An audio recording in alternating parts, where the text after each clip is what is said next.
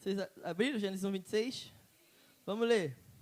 E disse Deus: façamos o homem à nossa imagem, conforme a nossa semelhança, e domine sobre os peixes do mar, e sobre as aves do céu, e sobre o gado, e sobre toda a terra, e sobre todo réptil que se move sobre a terra. E criou Deus o homem à sua imagem, a imagem de Deus o criou, homem e mulher os criou. E Deus os abençoou, e Deus lhes disse: frutificai e multiplicai-vos, e enchei a terra, e sujeitai-a, e dominai sobre os peixes do mar, e sobre as aves do céu, e sobre todo o animal que se move sobre a terra. Sabe? Quando nós falamos sobre a cruz de Deus, sobre a cruz de Jesus, sobre o plano do Pai, nós precisamos, eu vou dividir hoje em 4 pontos, sabe? A gente vai falar um pouquinho sobre a criação, que a gente entrou nesse primeiro ponto aqui em Gênesis 1, versículo 26. A gente vai falar um pouquinho sobre a queda do homem. A gente vai falar sobre o Filho de Deus que veio ao mundo. E a gente vai falar sobre a cruz. Amém? Então, falando um pouquinho sobre criação, Deus plantou um jardim no mundo, um jardim no Éden, e colocou um homem no jardim.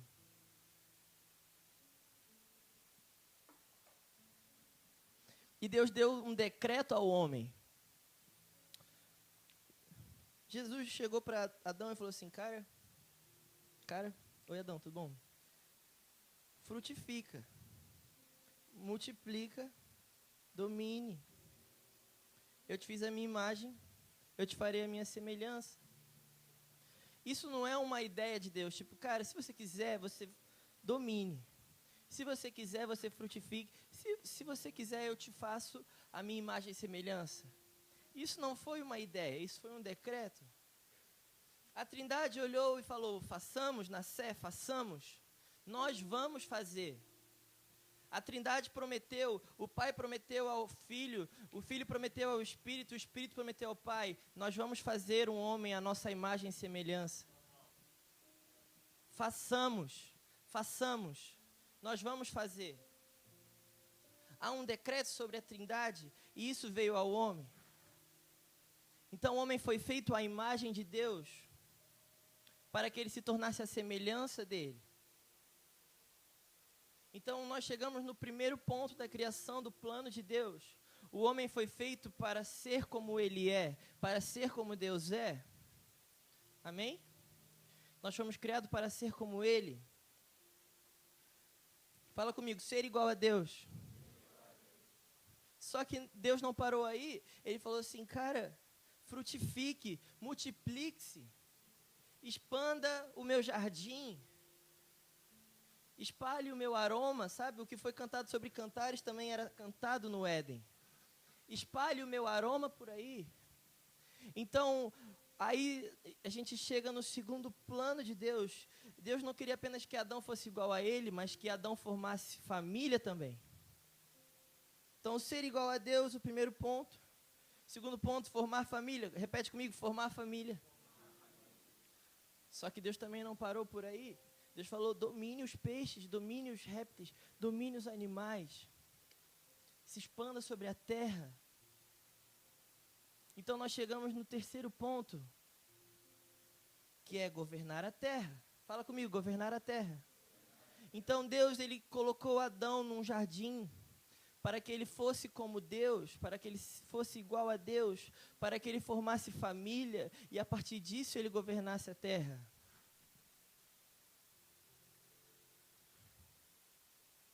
O nosso problema é que nós queremos inverter as coisas, sabe? Nós queremos governar a terra para formar família. E nós queremos formar família para nos achegar a Deus. Só que não foi isso que o Pai fez. Primeiro houve um decreto na Trindade: nós faremos o homem à nossa imagem. Então o homem foi colocado no Éden para dali formar família. Então Deus fez Adão e Eva. Deus colocou, Adão caiu num sono profundo, da costela de Adão saiu Eva. Então dali foi formada uma família para a partir daí eles governassem a terra. Vocês estão comigo? Quando Paulo ele fala sobre ordem e decência, Paulo não está falando sobre uma sobriedade, uma falsa sobriedade, sobre um culto fúnebre.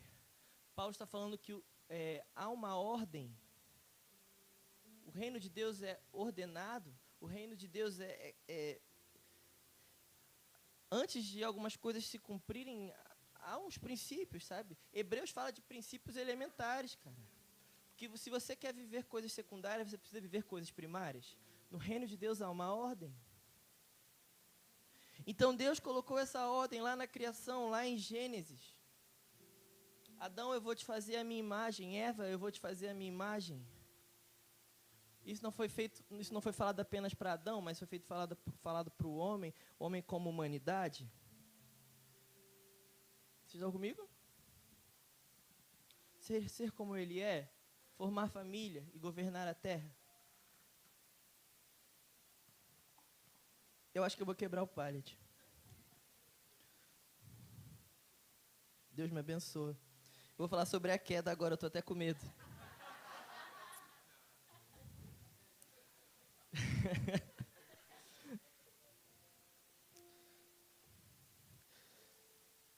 Sabe, toda vez que o homem não vive conforme a proposta original, ele está andando segundo a queda.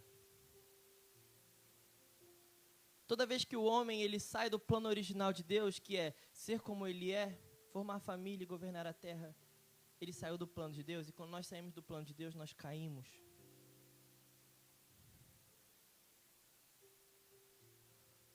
Cair não é pecar. Cair é sair do plano de Deus. Sim, isso é pecar, mas não do jeito que muitas das vezes nós achamos, sabe? Nossos pecados são os pecados capitais. Mas para Deus, os pecados não são os pecados capitais. Para Deus, os pecados são aquilo que saem da vontade dele. Saiu da vontade de Deus é pecado? A gente vai falar um pouquinho sobre isso agora, a queda. Abre comigo em Gênesis 3.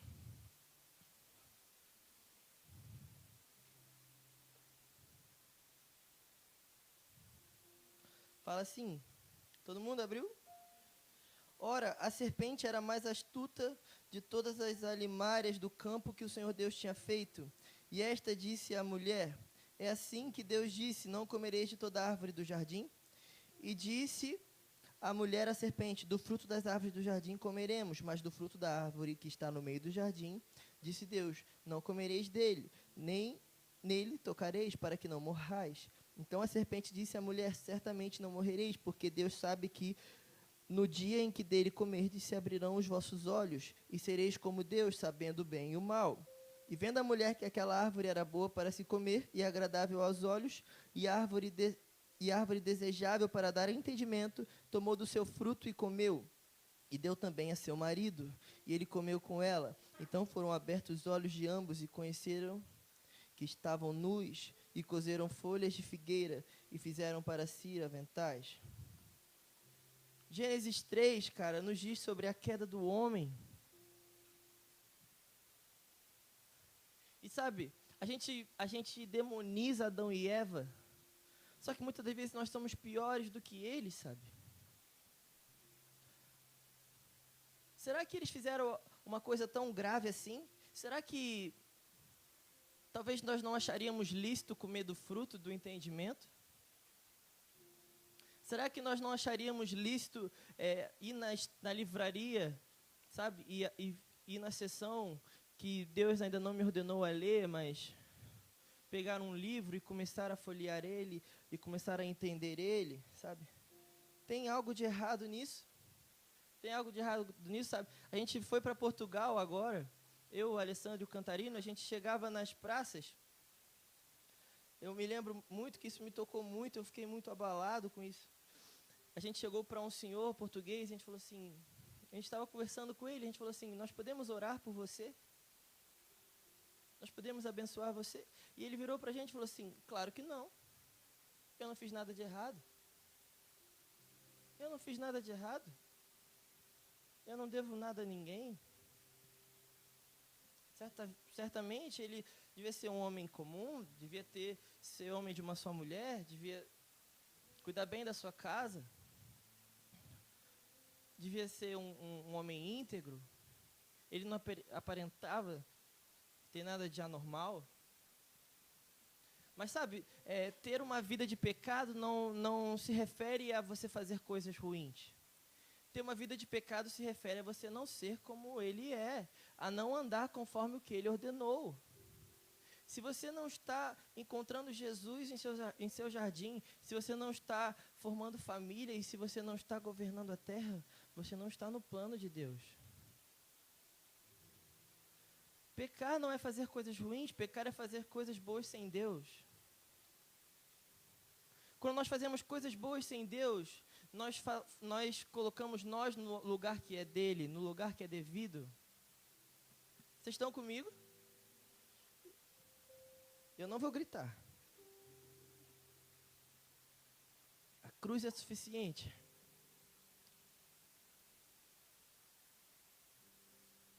A gente precisa entender, cara, do que o Senhor nos livrou, sabe? Do pecado, da vida de pecado que o Senhor nos livrou. Sabe o que é pecado? Pecado, quando Paulo fala sobre pecado no Novo Testamento, na verdade, não apenas Paulo, mas todo o Novo Testamento, quando ele vai dizer sobre pecado, o termo grego que é usado é amartia. Amartia é um termo grego muito usado na medicina grega. E os médicos gregos utilizam a amartia para falar do seguinte termo, sabe? Quando um braço ele para de responder ao corpo, eles falam, cara, esse braço deu amartia, ele não responde mais ao corpo, ele não responde mais à cabeça. A cabeça manda, ela manda, os neurônios não conseguem falar com o braço para que ele responda.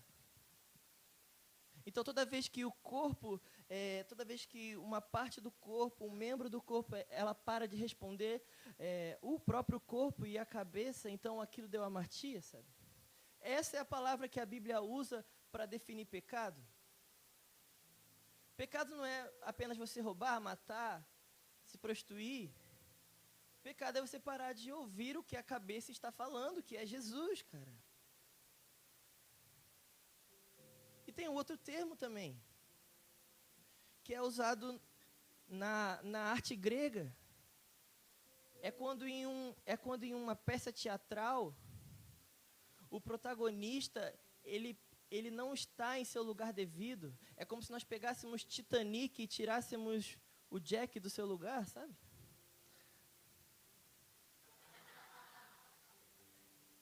Se nós tiramos o Jack do seu lugar, ele não está no lugar que ele é devido. Então, quando nós paramos de responder o corpo e o cabeça, que é Jesus, e quando nós tiramos Jesus, o protagonista da nossa fé, do lugar que a ele é devido, nós estamos em pecado. Porque pecado não é o que eu faço, pecado é o que eu me torno. Adão e Eva, eles não pecaram, eles se tornaram pecado. Adão e Eva não pecaram, cara. Pecado não era algo que eles faziam, pecado é algo que eles se tornaram. Um dia eles estavam se encontrando com Jesus na viração do dia, e no outro dia eles estavam se escondendo desse mesmo Jesus que eles se encontravam. Vocês estão comigo? Eles começaram a se esconder, e aí eles acharam um negócio muito interessante, que muitas das vezes nós usamos também, que se chama método. Eles pensaram, Adão virou para Eva e falou, tive uma ideia, eu estou com vergonha de Deus, eu não sou digno de chegar a Ele, mas eu tenho um método muito legal, vamos pegar umas folhas, vamos cozer, vamos fazer aqui 5 passos para melhor avental que há no jardim, e aí eles fizeram lá o avental de folha, e eles vestiram o avental de folha. Mas o avental de folha não foi capaz de tirar de Deus uma seguinte pergunta: onde está o homem? Onde está o homem? E os métodos não puderam colocar Adão e Eva em um lugar que eles tinham, em reconectar o lugar que eles tinham na criação, no princípio. Vocês estão comigo? Mas Jesus, fala no versículo 21, fez o Senhor Deus vestimenta de peles para Adão e sua mulher, e os vestiu. Porque mesmo o homem achando que os métodos salvam ele, Jesus já tem a resposta. Deus já tem a resposta. desde a criação, sabe? Desde a criação. Na criação, um cordeiro tinha sido imolado para vestir Adão e Eva. Peles de um cordeiro vestiram Adão e Eva. O que métodos não puderam fazer, o cordeiro fez, sabe? Porque o cordeiro não foi um plano B para o pai.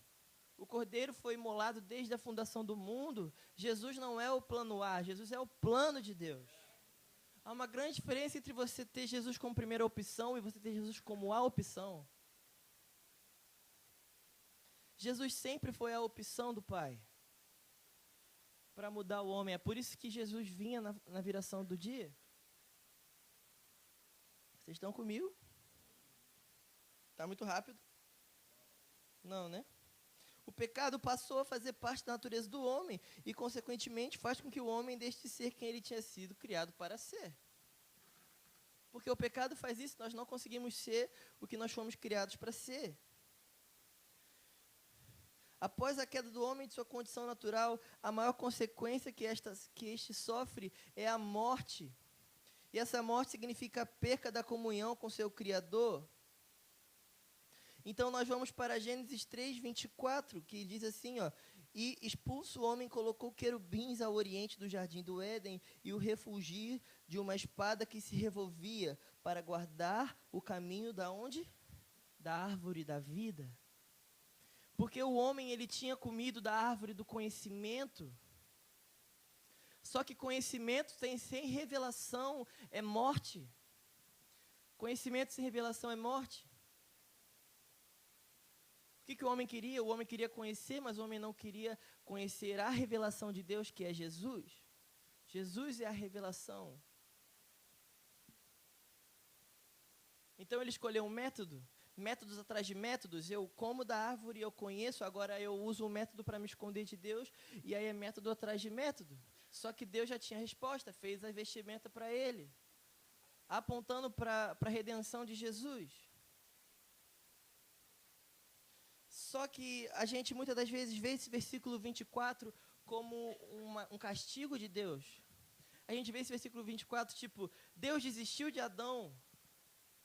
Que droga, o plano deu errado. Só que não é isso que o texto diz. Se você for ver atentamente, não é isso que o texto diz.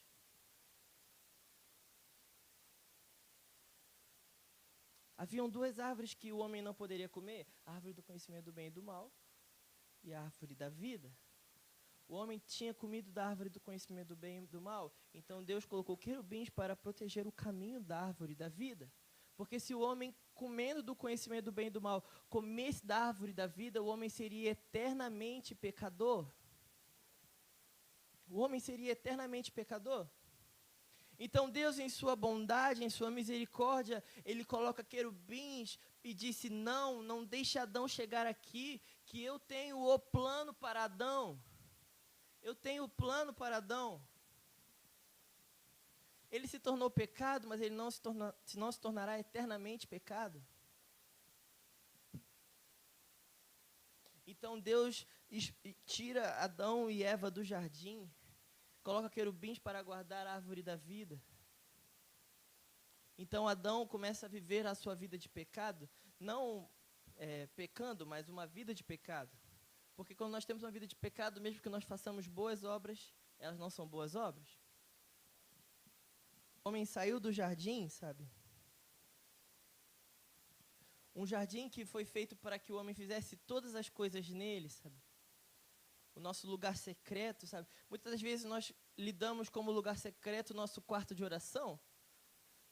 Só que não é esse o padrão de Deus. O padrão de Deus foi, Adão, eu vou te colocar num jardim e você fará tudo dentro desse jardim. Você se relacionará comigo dentro desse jardim. Você formará a sua família dentro desse jardim e você governará a terra dentro desse jardim. Sabe? Quem nos ensinou a dicotomizar as coisas foi o método, foi uma vida de pecado. Então eu entro no meu quarto de oração, então eu estou aqui no meu jardim. Só que eu tenho que sair dele para cuidar da minha família.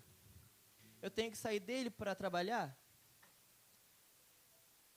Só que Adão fazia tudo isso dentro do jardim.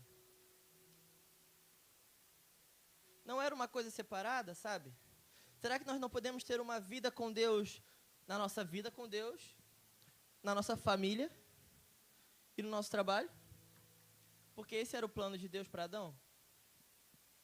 Mas muitas das vezes nós queremos, não, dai a César o que é de César e dai a Deus o que é de Deus. Só que não era isso que Jesus estava falando quando ele usou essas palavras. Jesus estava falando com coisas concernentes à terra. Família não é algo da terra, cara.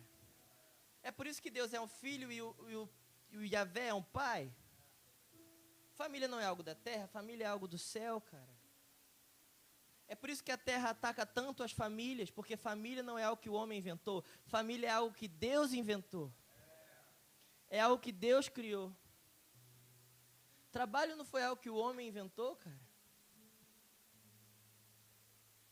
Certa vez perguntaram para Jesus, cara, você está trabalhando até no sábado, mas nós criamos um método aqui de trabalho muito legal, que no sábado a gente não trabalha. E Jesus falou assim, cara, meu pai trabalha até hoje. Antes do homem ser feito, Deus já trabalhava, cara. Antes de eu chegar aqui, Deus fez o mundo. Que bobeira. Deus trabalhou muito antes. Mas o homem caiu. Então, quando Deus retira Adão e Eva do jardim, Ele não simplesmente está agindo em juízo para com a desobediência do homem, mas está trabalhando em favor da redenção dele. Tudo que Deus faz é bom. E tudo que Deus faz aponta para a redenção.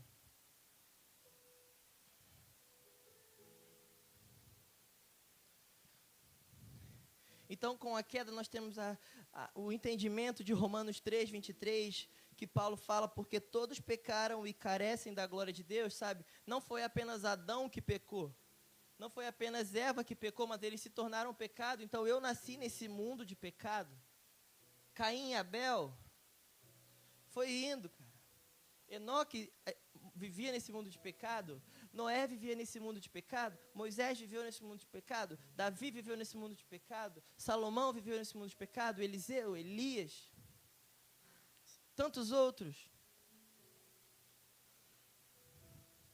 Porque é o que Hebreus 1, versículo 1 diz, havendo Deus antigamente falado muitas das vezes e de muitas maneiras aos patriarcas pelos profetas, nos falou-nos nesses últimos dias pelo Filho, a quem constituiu o herdeiro de tudo, por quem fez também o mundo, sabe?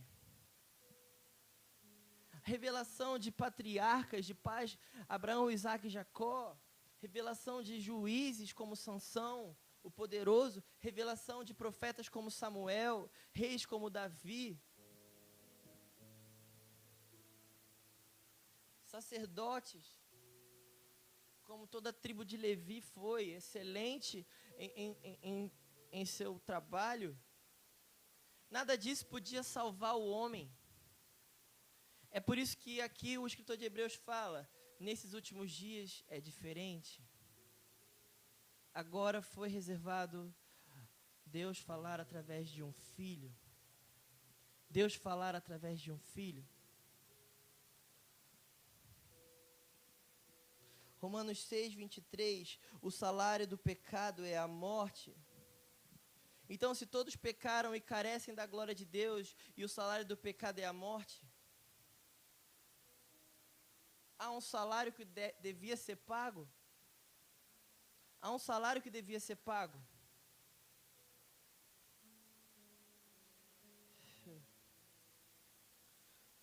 Mas o homem não conseguia pagar, cara. O homem do tabernáculo, ele não tinha a revelação que o escritor de Hebreus tinha, sabe?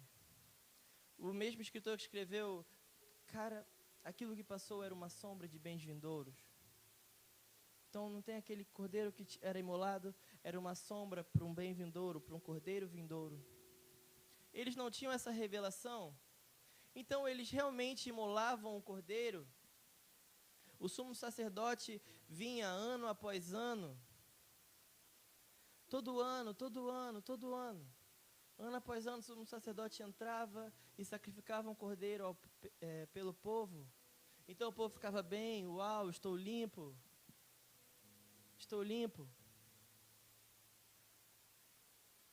Só que um ano se passava e o povo voltava a ser sujo, a se sentir sujo. É por isso que o mesmo escritor de Hebreus falou, Jesus não é como os levitas, mas Jesus é da ordem de Melquisedeque. E Jesus sendo da ordem de Melquisedeque, ele não paga um preço temporário, mas ele paga um preço eterno. Então nós não entramos em Jesus em algo temporário, nós entramos em Jesus em algo eterno. Se nós nos sentimos sujo, nós nos sentimos limpo. Sujo, limpo. Nós estamos na lei. A lei que faz isso com vocês. A lei que faz isso comigo. O sacrifício de Jesus não é assim, cara? O sangue de Jesus fala mais alto que o sangue de Abel? O sangue de Jesus não é algo temporal, é eterno? É por isso que ele é o alfa e o ômega, o princípio e o fim. Ele é, ele era e ele há de vir.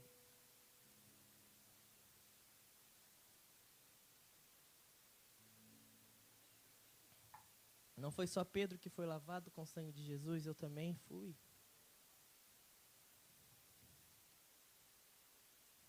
O sangue de Jesus é atemporal, cara. Não salva apenas os contemporâneos, mas salva uma igreja. Jesus não morreu por um tempo, Jesus morreu por um povo. Vocês estão comigo? Se você quiser dormir, tá tudo bem, tá bom? Tá tudo bem mesmo. Eu estou em casa, eu posso falar aqui, né? Nas igrejas eu não posso. João 3,16, o texto áureo. O texto áureo da Bíblia. Porque Deus amou o mundo de tal maneira que Ele deu um filho. Ele não deu um sacerdote. Ele não deu um profeta. Ele deu um filho. Porque somente um filho poderia fazer o que o homem não conseguia. Somente um filho poderia fazer o que o homem não conseguia.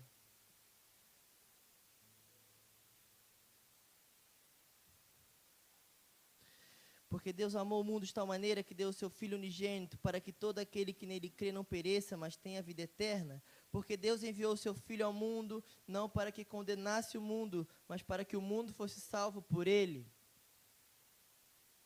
Jesus não veio condenar o mundo. Jesus veio salvar o mundo. Sabe, nem todo mundo vai para o céu, cara. Nem todo mundo vai para o céu. Mas aqueles que receberam Jesus, a eles Jesus deu o poder de serem feitos filhos de Deus. A eles Jesus deu o poder de serem feitos filhos de Deus. Ah, então Deus é mau? Deus vai enviar alguns para o inferno? Não, Deus é tão bom, mas tão bom que quem não quer Ele não precisa ficar com Ele toda a eternidade.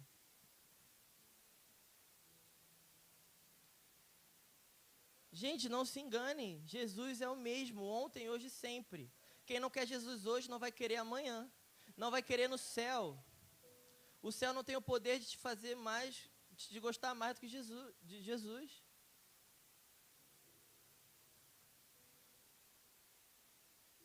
Jesus não é como os homens, sabe?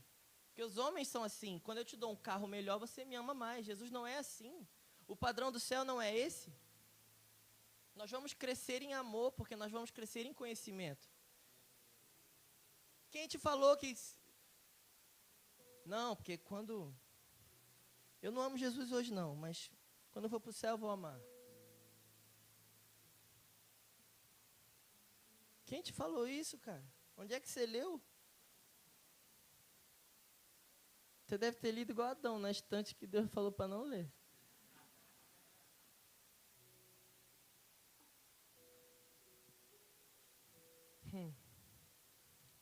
Mas Deus enviou o seu Filho unigênito. Isaías 9, versículo 6, porque um menino nos nasceu, um filho se nos deu, e o principado está sobre os seus ombros, e se chamará o seu nome maravilhoso, Conselheiro, Deus forte, Pai da eternidade, Príncipe da paz. O Senhor da glória veio para assumir o lugar de vergonha que o homem se vestiu, sabe? Jesus veio para assumir o lugar que eu tinha me vestido no Éden, aquele avental horroroso do método. Deus se vestiu dos meus métodos, sabe? Os métodos não podiam me achegar a Deus, sabe? Houveram 4.000 anos, desde a queda de Adão até Jesus, então foram 4.000 anos que o homem tentou de tudo. O homem tentou de tudo, sabe? A lei veio em Moisés, e eles não conseguiam. Eles chegaram em um lugar com Josué, porque o que aconteceu em Êxodo 18? Eles falaram, Moisés, cara, eu não consigo subir Sinai, então vem a lei que a gente vai chegar em um lugar. Só que eles chegaram em um lugar e eles continuaram com vazio, sabe? Eles continuaram com vazio. Então eles falaram, cara, podiam vir juízes, então vieram juízes. E eles continuaram com vazio. Então, por favor, Deus, cadê os sacerdotes? Então vieram os sacerdotes, e eles foram levantados, os sacerdotes, que já tinham sido levantados, mas eles queriam mais, e nada funcionava, então eles pediram reis, e veio Saul, e depois veio Davi, um homem segundo o coração de Deus, mas nada funcionava. Os profetas, nada funcionava. É por isso que o escritor de Hebreus falou, cara, Deus já falou com patriarcas, com tudo isso, cara. Mas vocês já viram que nada disso funciona. Vamos voltar ao princípio de todas as coisas. Vamos voltar aos princípios de todas as coisas. É por isso que Deus não é o segundo Davi. Jesus não é o segundo Moisés. Jesus não é o segundo Abraão, o segundo Isaac. Jesus é o segundo e o último Adão. Porque o problema estava no princípio de todas as coisas. O problema estava na queda do homem. Lembre-te, homem, de onde você caiu. Nós não caímos na lei. Nós não caímos nos patriarcas. Nós caímos no jardim. Foi lá que nós caímos. Então, Jesus vem como segundo Adão. Amém? E Jesus não veio apenas mostrar algo legal ao homem. Jesus não veio apenas ser o modelo para um homem. É por isso que em João 10, versículo 30, 34, por ali, os fariseus, eles querem matar Jesus, eles querem apedrejar Jesus. E Jesus fala assim, por que vocês querem me apedrejar? Por que vocês querem me apedrejar? Eu só tenho feito coisas boas e eu tenho feito coisas que vocês já viram. Eu multipliquei pão para uma multidão, mas vocês já viram Deus, meu Pai, mandar maná do céu? Vocês viram ressuscitando mortos, mas vocês já viram isso em Elias? Vocês viram eu curando os enfermos, vocês já viram isso nos profetas também? Eu dei vista aos cegos, eu fiz sinais e maravilhas, eu preguei a boa nova. Por que vocês estão querendo me apedrejar? E eles falam, não, Jesus, você não está entendendo. Não é isso que nos choca. Não é isso que nos choca. O que nos choca é porque você é um homem e você se faz como Deus. Você cismou que é filho de Deus. O que chocou o mundo não foram as boas obras de Jesus, não foi o modelo que Jesus deixou ao homem de como se mover pelo Espírito, mas foi o fato dele ser filho de Deus. O que chocou o homem não foi o modelo que ele deixou dos seus 3 anos e meio que ele andou sobre a terra, mas foi o fato dele ser filho movido à cruz, entendeu? Movido à cruz. Jesus não veio apenas me dar um modelo a ser seguido. Se eu não entendo a cruz, eu não entendo o estilo de vida de Jesus. Cara. A cruz é o princípio de todas as coisas. É por isso que Filipenses 2:8 fala, e achado na forma de homem, humilhou-se a si mesmo, sendo obediente até a morte de cruz. Jesus veio completar uma carreira, assim como Paulo completou uma carreira, Jesus veio completar uma carreira que acabava na cruz. Acabava, vocês estão entendendo? É por isso que no Getsêmani, Jesus suando sangue, ele fala, Deus, se for possível, afaste de mim esse cálice. Eu não vim apenas para isso. Eu não vim apenas para isso. Jesus estava, sobre ele estavam os nossos pecados, sobre ele estava o nosso jugo. Ele estava se sentindo separado do Pai. Ele não estava com medo da cruz. Jesus nunca teve medo da cruz.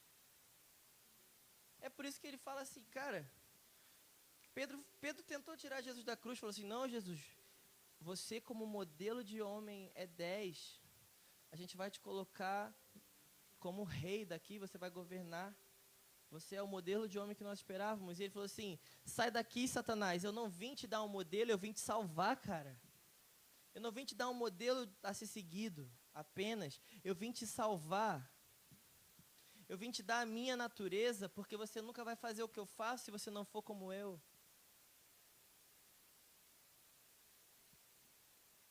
Afaste-se de mim, Satanás. E eu digo mais, se você quiser vir após mim, você vai tomar a sua cruz e você vai me seguir. Porque o castigo que nos trouxe a paz estava sobre Jesus, mas isso não tira de nós o entendimento que nós também temos uma cruz. Então é por isso que Jesus falou, afaste de mim esse cálice, Deus. Afaste de mim esse cálice, eu quero ir para a cruz. Eu quero completar a carreira. Eu quero completar a carreira. Mas que seja feita a sua vontade, não a minha. Porque Jesus ele não ia cair no mesmo erro do primeiro Adão. Jesus não era como ele, Jesus não tinha conhecido o pecado. Então ele falou, Deus, apesar de tudo, eu continuo sendo obediente. Eu continuo obediente.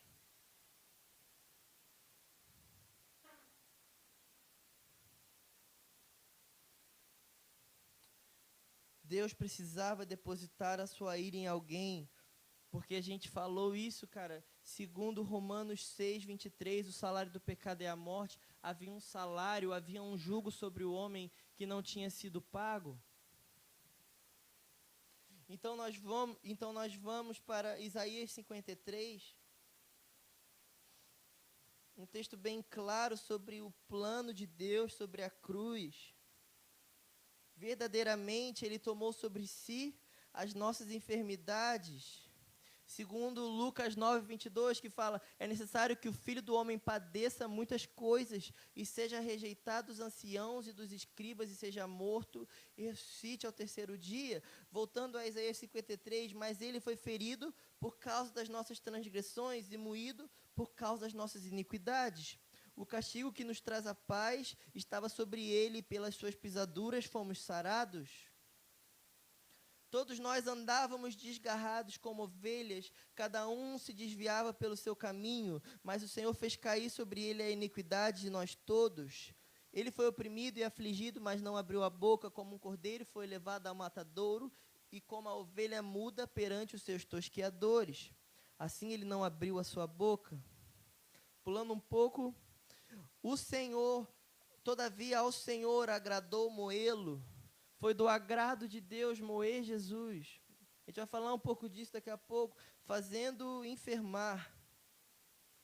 Quando a sua alma se puser por expiação do pecado, verá a sua posteridade, prolongará os seus dias, e o bom prazer do Senhor prosperará na sua mão. Ele verá o fruto do trabalho da sua alma e ficará satisfeito. Com o seu conhecimento, meu servo, o justo, justificará muitos, porque as iniquidades dele levará sobre si. Então, o que o texto está falando? Foi do agrado do Senhor moer o Filho. Sabe, muitas das vezes a gente acha que só Jesus sofreu, sabe? Só Jesus tem uma cruz, mas o Pai também teve a sua cruz, cara. O Pai também teve a sua cruz. Imagina você abrir mão do seu único filho em prol de muitos.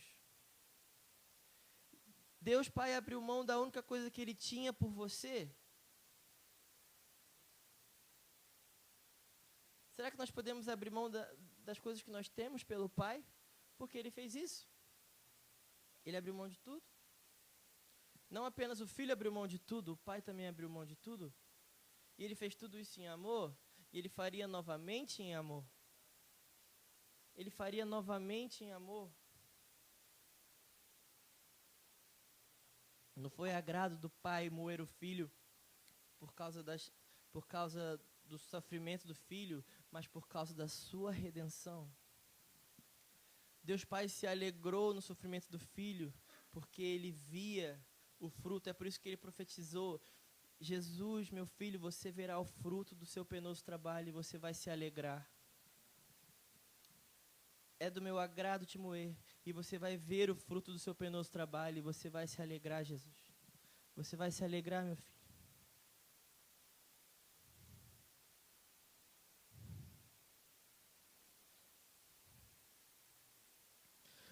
O castigo que era nosso foi tomado por Cristo, e ele verá o fruto do trabalho. Nós somos o fruto do penoso trabalho de Jesus. Nós somos o fruto. João 1,12, mas a todos quantos o receberam, deu-lhes o poder de serem feitos filhos de Deus, aos que creram no seu nome.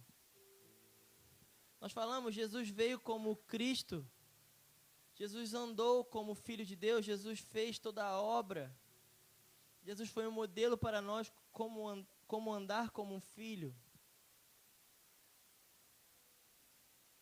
Mas isso é em vão se nós não entendemos a cruz, sabe? Nós não entendemos a cruz.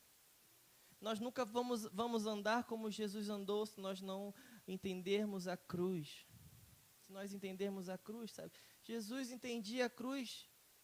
Ele não foi imolado no final do seu trabalho. Ele foi imolado antes da fundação do mundo. Quem andou sobre o mundo foi um cordeiro imolado. Quem andou sobre o mundo foi um cordeiro que já tinha sido entregue em favor de muitos. A cruz foi a materialização da revelação que ele carregava de entrega. Nós nunca vamos para a cruz se nós não entendermos ela. Nós nunca vamos para a cruz se nós não entendermos ela. Romanos 5,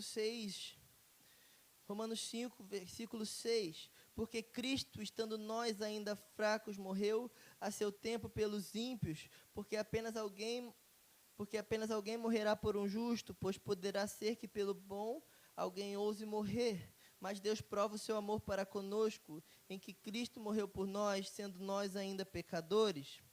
Logo, muito mais agora, tendo sido justificados pelo seu sangue, seremos por ele salvos da ira. Porque se nós, sendo inimigos, fomos reconciliados com Deus pela morte de seu Filho, muito mais, tendo sido já reconciliados, seremos salvos pela sua vida. E não somente isso, mas também nos gloriamos em Deus por nosso Senhor Jesus Cristo, pelo qual agora alcançamos a reconciliação. Sabe, abre comigo em Romanos 7.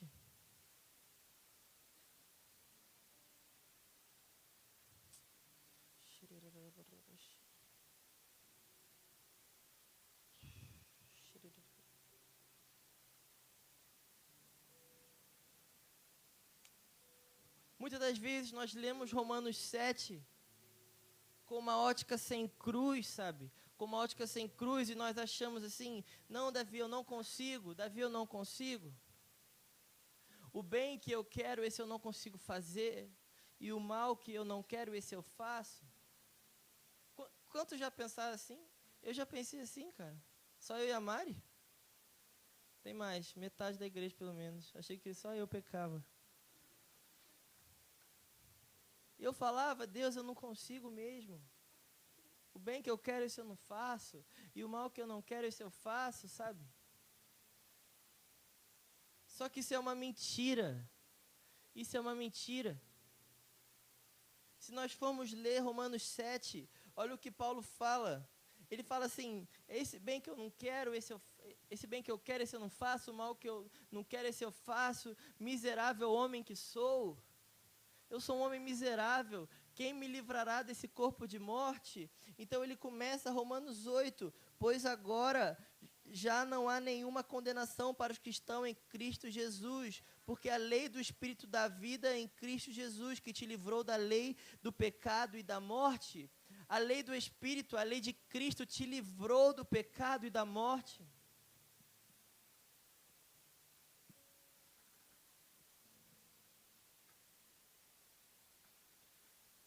A cruz nos deu um livre acesso. O que aconteceu na cruz, sabe? A gente fala muito de Sião, sabe? E Sião é o quê? A gente fala muito de Sião falando do Getsemane. Falando do Getsemane, só que a gente esquece que a região de Sião é uma região montanhosa. A casa de Deus não se refere somente a uma face de Deus. Então, nós esquecemos. Não é só Getsemane que é Sião. O Calvário também está nas afluentes de Sião. Jesus fez tudo o que ele fez em Sião, cara. Assim como Adão tinha que ter feito tudo no jardim. O último Adão fez tudo o que ele fez dentro do lugar secreto com o Pai.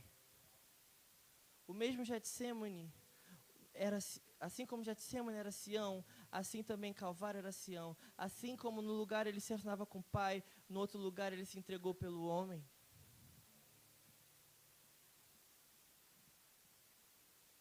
Jesus não tinha duas vidas, sabe?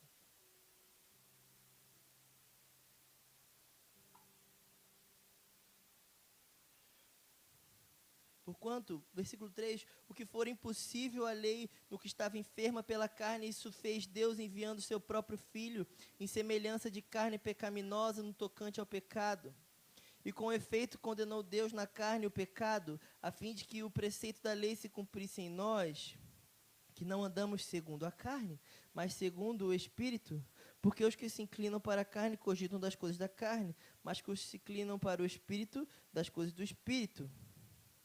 Porque o pendor da carne dá para a morte, mas do Espírito para a vida e paz.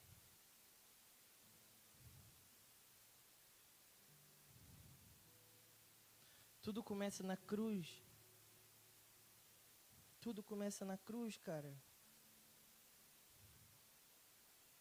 Cristo morreu a morte que eu merecia e ressuscitou a vida que eu não merecia. Sabe, Paulo também fala em Romanos assim como Cristo andou, também andemos nós em novidade de vida. O que é novidade de vida? É o que o homem nunca viu. Sabe, Jesus ele não veio te dar uma vida melhor. Quem promete uma vida melhor é o homem. Jesus veio te dar uma nova vida. É uma folha em branco. Então, por isso, em Jesus, no Getsemane, foi colocado todo o pecado. E quando fala que foi colocado todo o pecado, não fala que foi colocado o meu assassinato, o meu roubo. Fala aí outro pecado. O meu egoísmo. Fala outro aí, Cris. Sei lá, vocês entenderam, né? O meu ciúme. A minha soberba. Não foi colocado isso em Deus. Foi colocado o velho Davi em Deus, porque eu era pecado. O que estava sobre o filho não eram os meus pecados, era o pecado que eu me tornei.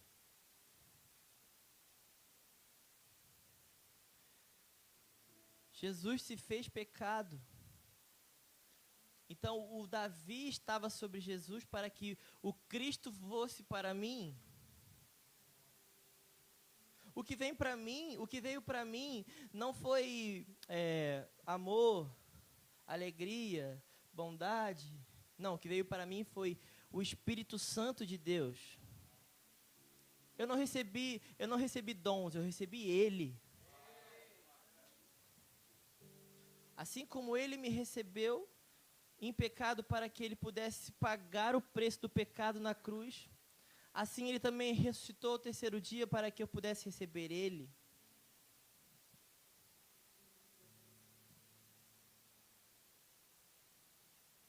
Sem a cruz é impossível nós termos nova vida. É impossível. Nós precisamos voltar ao princípio de tudo, sabe? Eu falei um pouquinho disso na escola de evangelismo. Sabe o que nós precisamos nas igrejas? Evangelistas. Nós não precisamos de evangelistas nas ruas somente. Nós precisamos de evangelistas na igreja. Porque a igreja cansou do evangelho, cara. A igreja cansou do evangelho. A igreja cansou dos princípios do evangelho. A cruz já virou A cruz já passou? A obra do Espírito já passou? Vamos, eu quero saber agora o que a gente faz, sabe? Então nós nos inchamos, e nós nos tornamos como Sodoma. Fartura de pão, próspera ociosidade. A cruz, cara, um princípio elementar, não de Hebreus, mas do Evangelho. Já não é bastante? O pessoal ficou bolado. Vocês estão comigo, gente? Sério, cara? Só eu sofro isso. A gente precisa voltar para a cruz, cara, porque foi a cruz que me deu acesso. A cruz que me deu acesso, sabe? Sabe o que Jesus é? O que chocou o homem em João 10? Os fariseus, eles entenderam, Jesus é um filho. O que é filho? A gente tem falado muito disso. Filho é Ben, um construtor de casa. Um construtor de casa.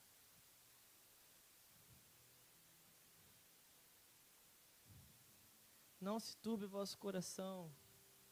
Creia em Deus. Creia em mim. Na casa do meu Pai, no seio do meu Pai, há muitas moradas. O que Jesus fez, cara, foi levar moradas ao Pai. Jesus levou moradas ao Pai. Jesus, Ben, o construtor de casas. Jesus construiu casas para o Pai, para que Ele pudesse encher com seu Espírito. Eu não era uma casa para o Pai. Eu não era, cara. A gente falou isso no primeiro culto, cara. A minha oração é para que vocês entendam como o primeiro culto entendeu. Né? Jesus veio construir uma casa para o Pai. E só tem casa para o Pai com cruz. Só tem casa para o Pai com cruz. Sabe por quê? Porque Deus veio fazer um novo homem. Deus veio construir um novo homem. Eis aí o homem. Eis aí o homem. Então, o Davi foi para Jesus. Então, Jesus morreu e sepultou o velho Davi. Só que não parou nisso, sabe? Só que não parou nisso. 3 dias se passaram e Jesus ressurgiu. E ali houve uma oportunidade para que houvesse um novo homem em mim. Um novo homem em mim, uma nova casa, limpa e organizada, assim como o primeiro Adão. Jesus me deu a oportunidade, assim como Ele fez com Adão. Jesus, o último Adão, ele descansou em um sono profundo. Então o Pai, no descanso de Deus, tirou de sua costela, assim como Ele fez com a primeira Eva, e Ele tirou a sua igreja do descanso do segundo homem, do último homem, Jesus.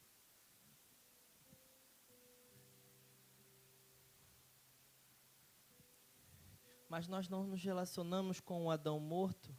Eva não se relacionava com o Adão morto. Nós nos relacionamos com o Adão vivo. E sabe, a palavra de Deus diz que Deus não habita por templo feito por mãos humanas. Sabe, o que eu poderia fazer por mim, nada seria capaz de Deus habitar em mim. Os meus jejuns, as minhas orações, as minhas súplicas, os meus métodos, nada disso, tudo disso seria feito por mãos humanas. Por mais que eu me esvaziasse, eu só ia me esvaziar, mas Deus não pode habitar no que o homem faz. Então, por isso, Deus se tornou carne. Deus se tornou carne. E Ele mesmo fez na cruz um novo homem. Ele fez, então, como Deus fez o novo homem, Deus pode habitar no novo homem. Como Deus fez o novo homem na cruz, Deus pode habitar no novo homem.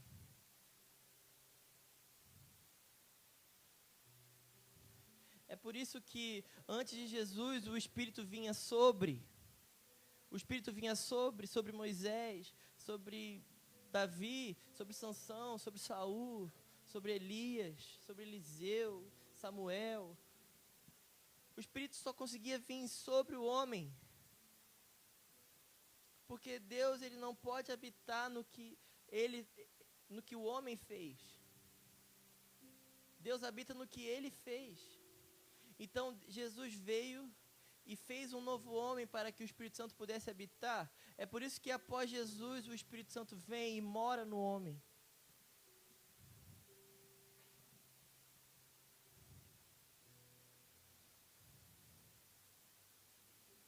Vocês estão comigo?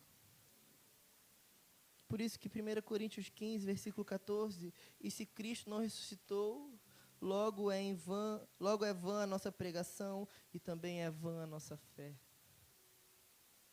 Porque Cristo não mostrou seu amor por nós apenas morrendo, mas também ressuscitando por nós. A cruz não termina na morte, a cruz termina na vida. Jesus está vivo. 1 Coríntios 15, versículo 20, 6 versículos depois, mas de fato Cristo ressuscitou dentre os mortos e foi feito as primícias dos que dormem, porque assim como a morte veio por um homem, também a ressurreição dos mortos veio por um homem.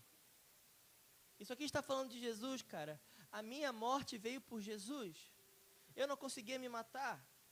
Eu não conseguia matar o meu velho eu. Eu não conseguia matar o meu velho homem.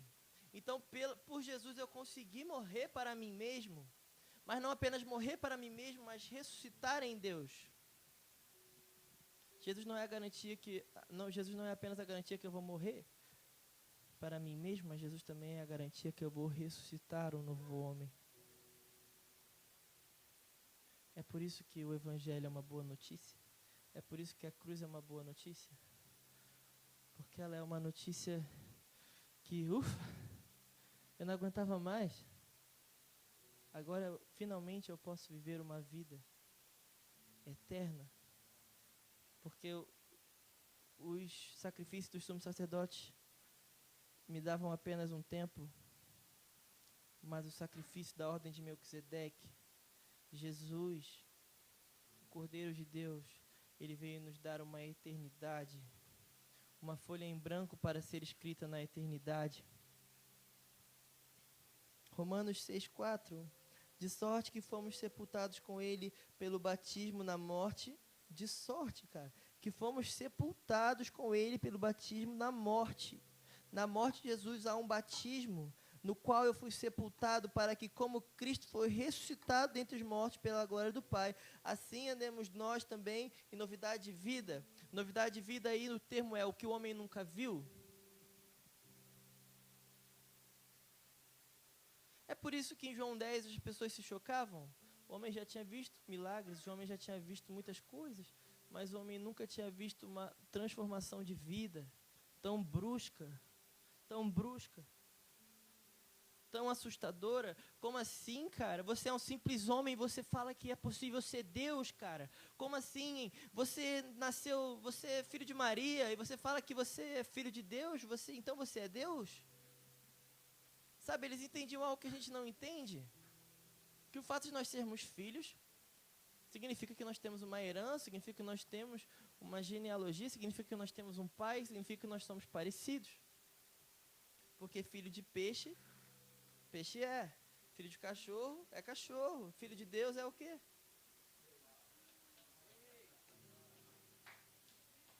Pode falar, sem medo.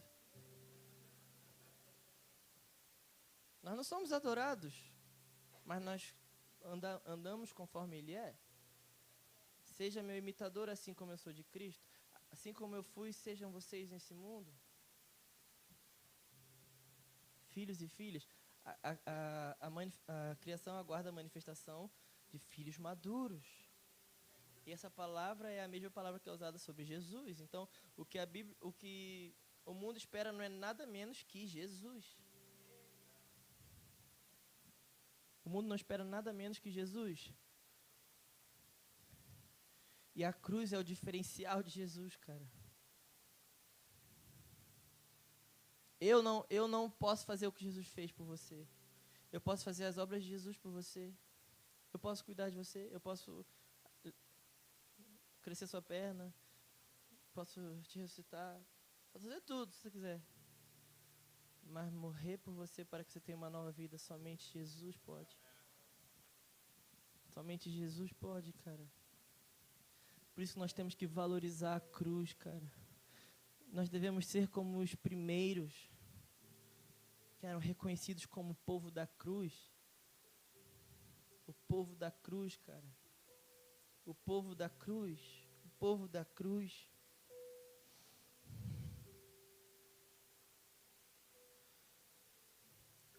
Vamos ficar de pé. Hoje é dia de ceia. E nós vamos celebrar a cruz.